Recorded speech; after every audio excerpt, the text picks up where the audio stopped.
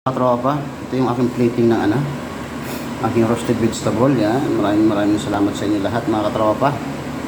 Plating na ako ngayon. So ito yung aking roasted vegetable. Yan. So ito na mga katropa yung aking grilled chicken. Yan, yung pigmarin ko siya kanina sa chicken spice at sa lemon zest. So ngayon yung pinaka sauce niya ngayon, honey and oyster sauce and lemon juice. Yan. So ayan siya, ang aking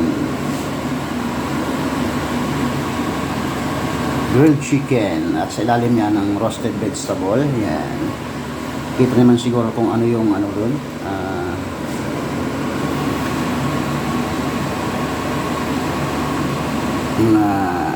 anong vegetable na sa ilalim yan.